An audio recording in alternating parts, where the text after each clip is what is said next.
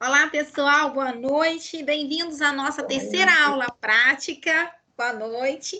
Nossa terceira aula prática da disciplina de bromatologia, né? Hoje nós vamos estudar um pouco mais das características físico-químicas da proteína. Então, vamos entender a proteína um pouquinho mais detalhadamente as suas características físico-químicas. E os experimentos que nós vamos fazer hoje vão nos levar a entender essas propriedades dele, tá? Eu vou dar uma adiantadinha um pouquinho no vídeo, porque no início o professor faz uma revisão. E como o assunto está todo fresquinho para vocês, eu vou pular essa partezinha da revisão, porque vocês acabaram de assistir a aula teórica anteontem, então tá tudo muito fresquinho. Aí eu vou dar uma passadinha, mas nada impede que vocês assistam em casa essa revisão que ele faz no início, tá ok? Perfeito.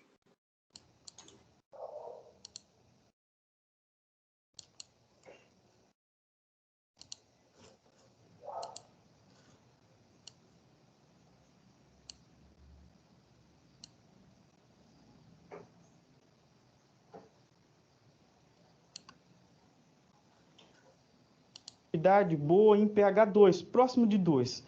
Ao retirar essa pepsina e essa ADES da minha e por consequência perda dessa funcionalidade e essa precipitação. Por exemplo, quando insere o procedimento e heterogênea, aí você comenta, mas uma solução heterogênea, composição de proteína, de composição gramas, em torno de 30 gramas por litro de proteína, de 30 a 36 gramas por litro na forma da estrutura coloidal, forma estrutura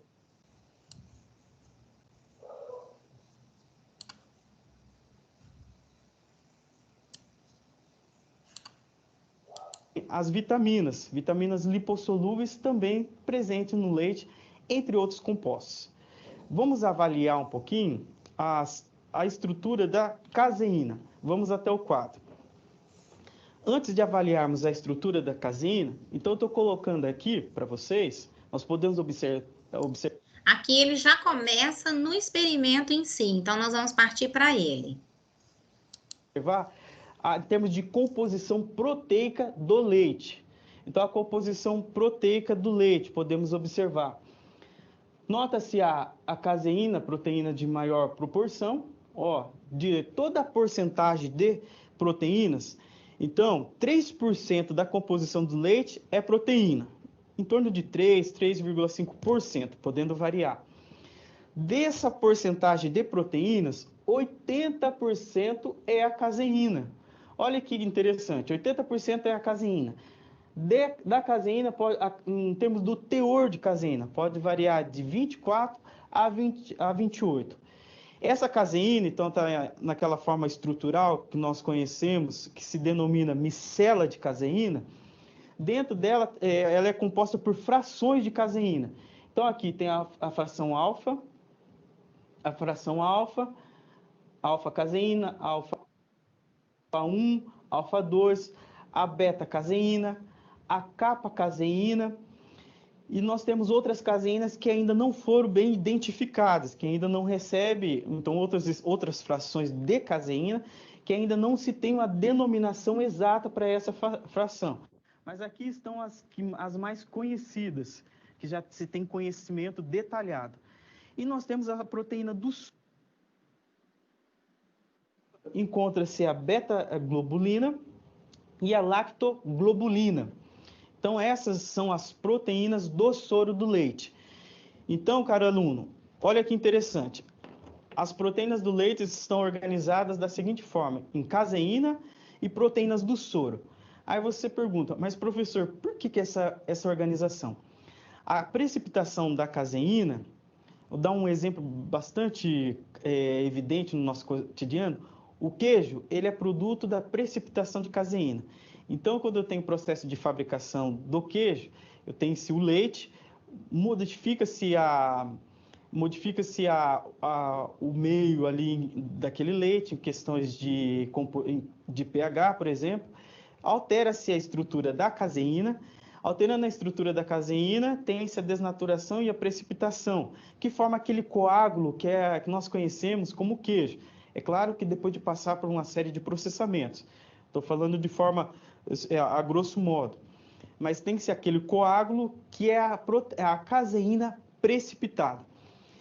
E nota-se que fica outras proteínas naquele meio aquoso. Então tem a precipitação da caseína, mas permanece aquele meio aquoso que é conhecido como soro, que tem-se proteína dissolvida ali no meio. Então as proteínas que não compõem a caseína naquele coágulo proteico que irá compor o queijo, ou seja, as proteínas que estão solúveis naquele soro, são conhecidas como proteínas do soro do leite. Essas são as proteínas do soro do leite. Acredito que você já ouviu o seguinte termo, dessorar o queijo. Então, quando está no processo de fabricação do queijo, ocorre a dessoração, ou seja, retirada daquela parte, aquele líquido do queijo que não irá compor o queijo. Então, naquele processo que tem a retirada daquele líquido aquoso, que é a dessoragem, que chama, tem-se proteínas solúveis ali no meio, que essas são as lactoglobulinas. Então, por isso, conhecidas como proteínas do soro. Vamos ao slide para verificar, estudarmos mais as características das caseínas. Então, aqui está uma micela de caseína, representada a micela de caseína, essa estrutura globular. A micela de caseína, quando em meio ácido, tem-se a desestabilização dessa estrutura. Então, quando em meio ácido, tem-se a desestabilização, a desidratação, olha só, tem-se a desidratação. Nessa desidratação, favorece a agregação da caseína e, porventura, ocorre-se a precipitação da caseína. Então, tem a precipitação da caseína nesse processo. Vamos estudar mais um aspecto. Quando ocorre a precipitação da caseína, dizemos que a caseína atingiu seu ponto isoelétrico, o PI. Então, você pode encontrar em livros a denominação de ponto isoelétrico, que é esse termo PI. O PI é quando a caseína atingiu, então, é o valor de pH, a qual a caseína apresenta menor solubilidade. Então, tem-se essa alteração do pH, o decréscimo do pH, a tal ponto, em torno de 4,6, por exemplo, esse valor de pH é o valor que a caseína apresenta menor solubilidade. Então, a caseína interage menos com a água e interage mais entre si. Tem a exposição, eu tenho a abertura, eu vou desfazendo por essa alteração do pH. Eu mexo na estrutura da caseína. Mexendo na estrutura da caseína, eu tenho maior exposição de cadeias laterais de aminoácidos que apresentam menor solubilidade em água, ou seja, aminoácidos apolares. Favorece a interação das caseínas, das micelas de caseína entre si, e não com o meio aquoso, e não com a água. E essas interagem entre si, precipitando, que aí forma aquele coágulo de caseína, que é o processo da fabricação do queijo, por exemplo. Então, no processo de fabricação do queijo, pode ocorrer de diversas formas, mas uma das formas é a alteração do pH. A inserção de ácidos, por exemplo, e esse ácido altera o pH a tal ponto que atinge um valor de pH em que, nesse valor de pH, eu tenho a menor solubilidade da caseína. E agora, já é possível você, cara aluno, entender por que tem a menor solubilidade.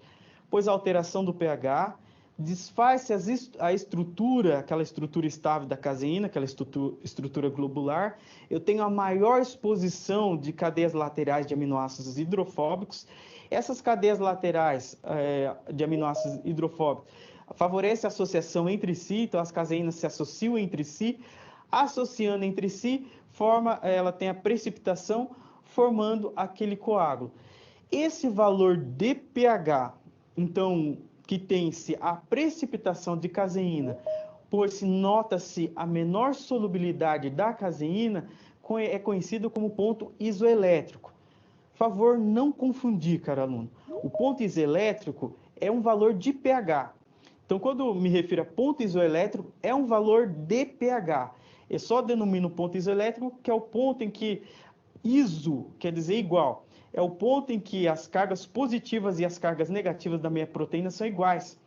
Então, tendo cargas positivas e cargas negativas iguais, diminui essa interação da proteína com a água, favorecendo a interação delas entre si, ou seja, diminui a solubilidade da minha proteína. Pois se em meio aquoso minha proteína tem carga líquida resultante positiva ou negativa, favorece a interação com a água, porque a água interage com íons, interage com carga positiva e interage com carga negativa. Tem essa interação eletrostática com a água. Por quê? Porque, recordando a estrutura da água, a água ela é composta de um oxigênio ligado a duas moléculas de hidrogênio. O oxigênio ele é muito mais eletronegativo. Então, ele atrai os elétrons de hidrogênio para próximo de si. Deixando, então, atraindo os elétrons próximo de si, eu tenho uma região mais eletronegativa na água e uma região mais eletropositiva. Isso faz com que a água tenha boas interações com compostos carregados, tanto positivamente como negativamente. Um composto carregado positivamente pode interagir com a água pela região do oxigênio. Um composto carregado positivamente. Um composto carregado negativamente, lembra, os hidrogênios da água eles são levemente positivos. Então, eu posso interagir com compostos negativos. Então, por isso que até a água ela tem essa característica de ser solvente universal, por essa possibilidade de interagir com vários compostos devido a esse dipolo que se forma na molécula de água. Então, uma proteína que tem carga resultante líquida positiva ou negativa, carga líquida positiva favorece a solubilidade dela em água, carga líquida negativa também favorece a interação dessa minha proteína com a água. Por outro lado, uma carga líquida neutra, quer dizer que está neutro. Quer dizer que o balanço de carga negativa e carga negativa são iguais, então está neutro. Ela diminui a interação da minha proteína com a água. Então, levam à diminuição da interação da proteína com a água, favorecendo a interação delas entre si. Esse ponto em que as cargas líquidas são negativas e positivas são iguais, esse valor de pH é chamado de ponto isoelétrico. Iso quer dizer iguais, elétrica, iguais cargas elétricas. Então, seria esse o princípio. Então, alterando o pH a tal ponto que a caseína chega no ponto isoelétrico, por fim, nota-se o quê? A maior interação dela e precipitação e formando esse coágulo. Então, vamos observar quais são os materiais que serão utilizados nesse procedimento. Vamos ao slide, observar os materiais e o procedimento que serão utilizados nesse experimento. Os materiais a serem utilizados serão o leite, e nós vamos aquecer o leite em tubos de Becker até ficar morno, e até a temperatura de 40 graus, não ferver. Retirar do fogo após o aquecimento do leite e acrescentar o vinagre aos poucos e observar a formação do grumo.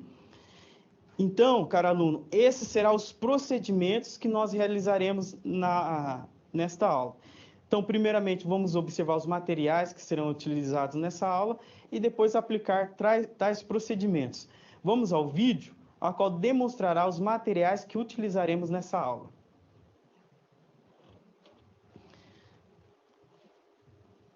Nesse vídeo encontram-se os materiais a qual utilizaremos nessa aula. Então, o leite, o leite tipo A, que será a nossa matriz, a nossa fonte de caseína. O Becker, a qual ocorrerá o aquecimento do leite até 40 graus. O vinagre, que servirá como fonte do ácido. O vinagre contém ácido acético, então ele vai ser a fonte do ácido. O funil e o Becker, a qual nós utilizaremos para depois coar essa caseína que foi precipitada. As gases que servirão de suporte no funil para coar essa caseína. As placas, a qual nós colocaremos a caseína precipitada. E Aqui se encontra o tripé, onde nós vamos colocar o becker, nós vamos colocar na chama e colocar em aquecimento para chegar à temperatura de 40 graus. Vamos utilizar esse becker de um litro, a qual nós vamos utilizar ele para aquecer o leite. Nós vamos utilizar ele para aquecer o leite. Esses serão os materiais utilizados nesse procedimento. Então, todos esses materiais aí nos servirão para a execução desse procedimento.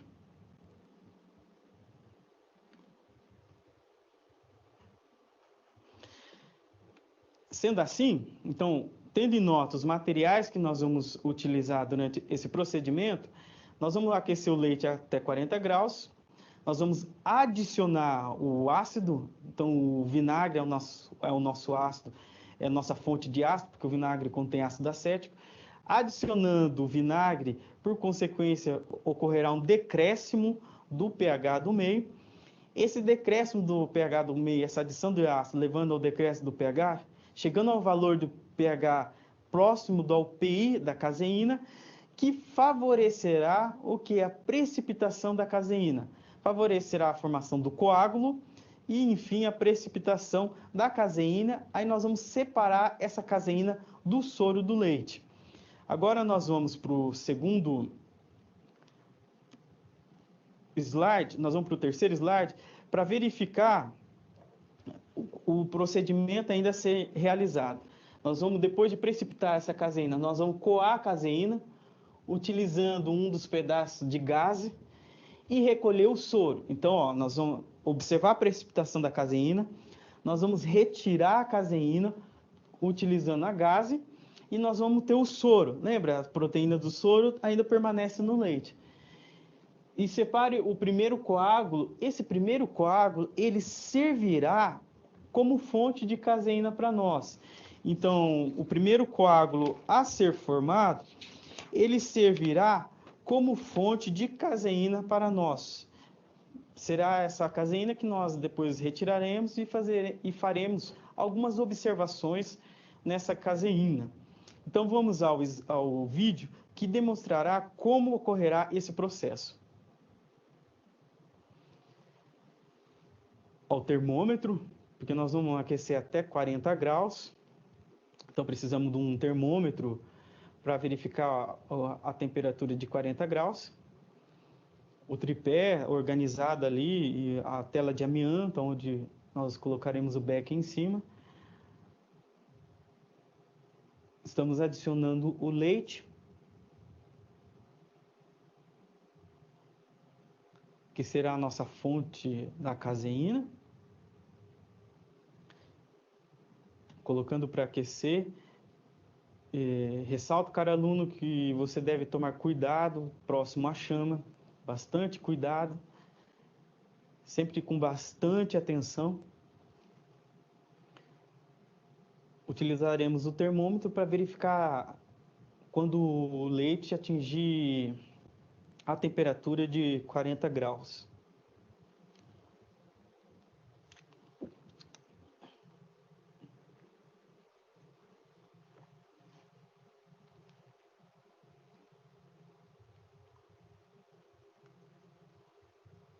Cuidado também para não colocar, então é bastante importante também você se ater a isso, não pode encostar o termômetro no fundo do becker, porque você vai ter uma medida errada, errônea da temperatura.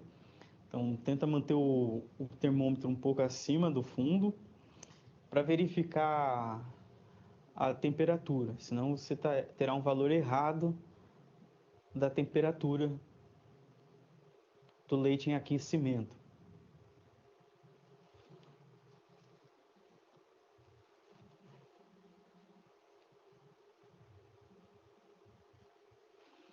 Atingindo a temperatura de 40 graus,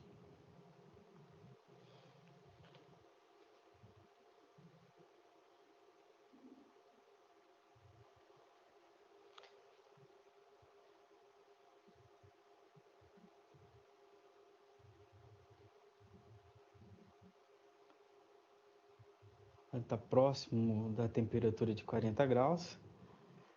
Só mais em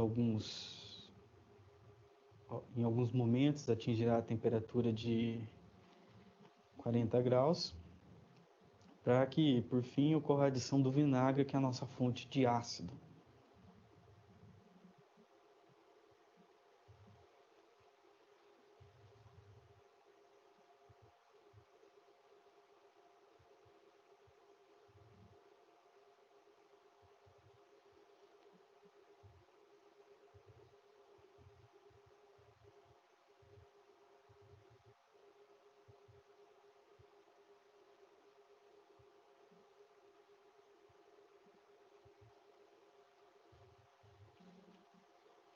Está bem próxima à temperatura de 40 graus.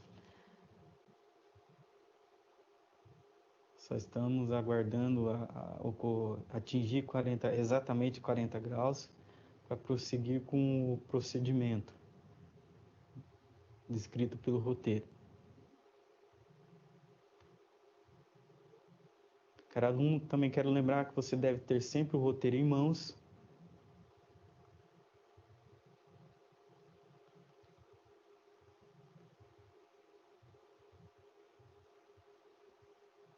Ali, olha, atingiu a temperatura de 40 graus.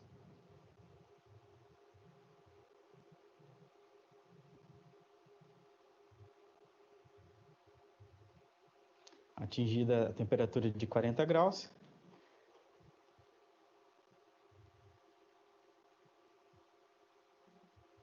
desligo o fogo. Estou desligando o fogo, primeiro o registro do gás, para ocorrer toda a queima do gás que permaneceu na mangueira.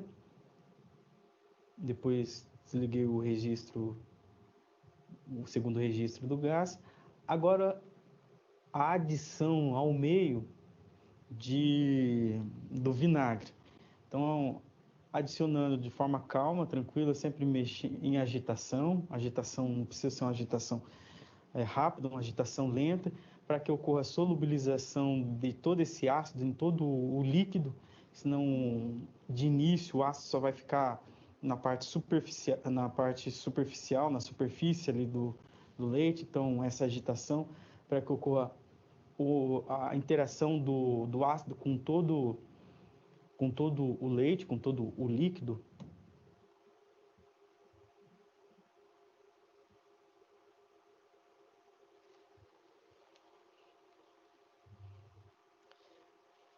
Aí começa a se observar a formação de grumos. Olha que interessante.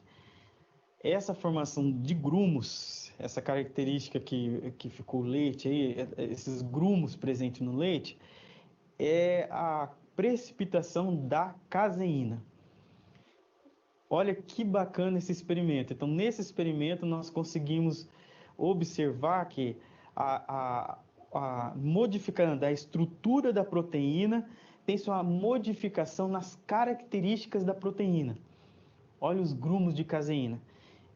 Nesse momento, a caseína atingiu o líquido, esse meio, atingiu no leite, atingiu o PI, o valor de pH, qual tem-se a igualdade de cargas na proteína, igualdade de cargas positivas e cargas negativas na caseína, favorecendo com que tenha associação entre as moléculas, entre as caseínas, e precipitação. Então, formando esse coágulo, esse grumo de caseína.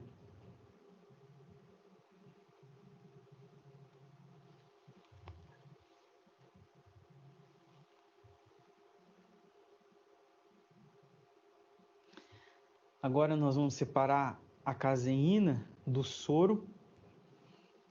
Então, esse líquido amarelado, mais amarelado, que se formou após a precipitação da caseína, esse é o soro do leite. É basicamente esse o processo da produção de queijo. Na tecnologia de queijo. É claro que tem outros processos, entre outros, mas basicamente a produção do queijo ocorre a precipitação da caseína, formando esse coágulo, dessa massa proteica.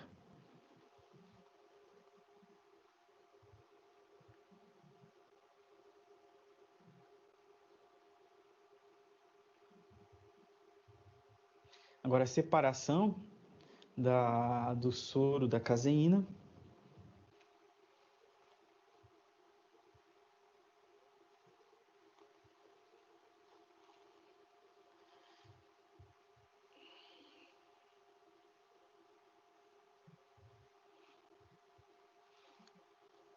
A caseína precipitada, aquele coágulo branco, aquela massa proteica branca, é a caseína do leite precipitada.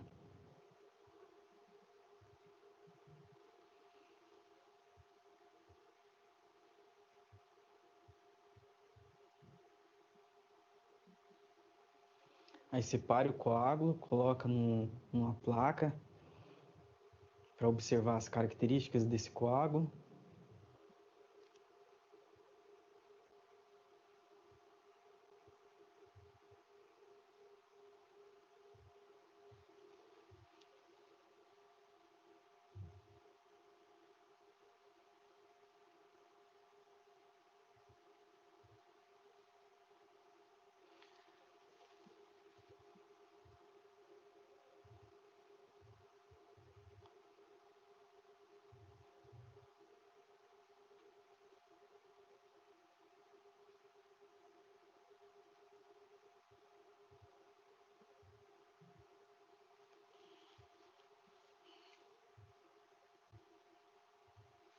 Aí nós temos a caseína precipitada. Então, encontra-se nessa placa a caseína precipitada.